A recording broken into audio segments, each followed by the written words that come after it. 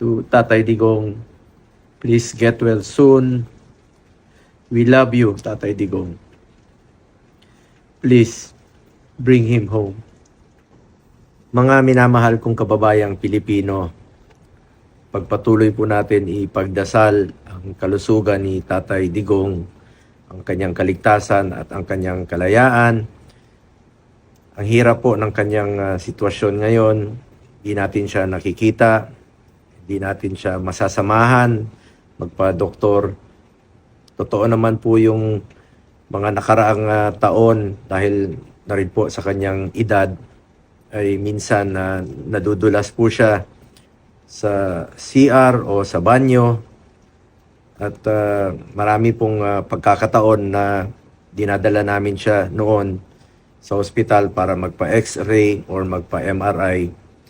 Ngunit sa nabalitaan natin ngayon, nakakalungkot po dahil hindi natin siya masamahan, hindi natin nakikita kung ano na pong nangyayari sa kanya doon.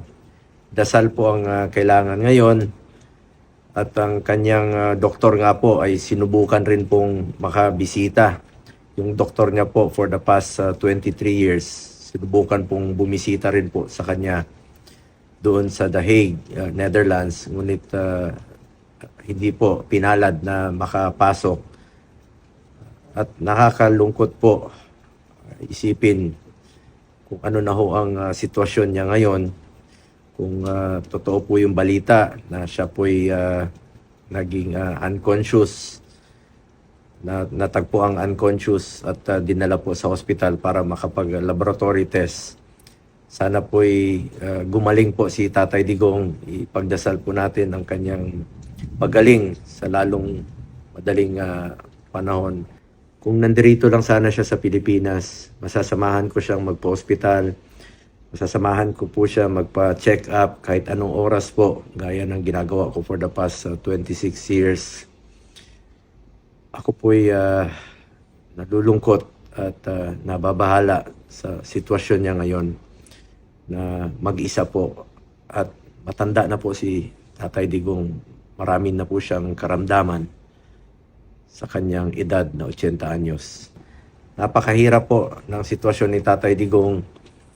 Bilang 80 years old po, marami na po siyang sakit at sanay po siya na inaabot yung mga medisina, sinasamahan sa ng kanyang personal nurse or caregiver dito noon sa Pilipinas. Ngunit ngayon ay hindi po na pagbibigyan na meron siyang caregiver. Napakahalaga po na merong nakatutok po sa kanya, tumingin po sa kanya para maiwasan pong madisgrasya o madulas po. Dahil hirap na rin po siyang maglakad.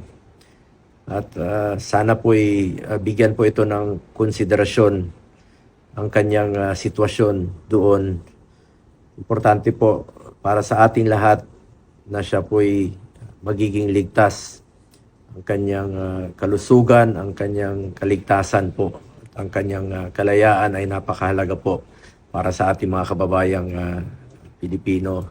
Dasal po ang kailangan sa ngayon, mga kababayan ko. Huwag po tayong tumigil na magdasal at ipaglaban po si Tatay Digong. Napakasakit po isipin na sa kanyang edad po ay mag-isa po siya doon. Sana po ay makauwi na po siya rito sa ating bayan. At dito na po siya tumanda. Yun naman po ang gusto niya sa buhay. Makauwi lang po sa Pilipinas, makauwi po sa Davao. Tanda na po si Tatay Digong. Harmless na po yun. Mas nakakatakot po kung meron pong mangyari sa kanya sa ibang bansa. Mga kababayan ko, tulungan po tayo. Huwag po nating pabayaan si Tatay Digong. Ipagdasal po natin siya. Paglaban po natin si Tatay Digong. Ako po ay paulit-ulit na makikiusap sa ating mga kababayan. Pagdasal natin ang kanyang kalusugan. Ipagdasal po natin ang kanyang kaligtasan at ipagdasal po natin ang kanyang kalayaan. Ipaglaban po natin si Tatay Digong. Dasal po ang kailangan. Magdasal po tayo, mga kababayan ko, para kay Tatay Digong.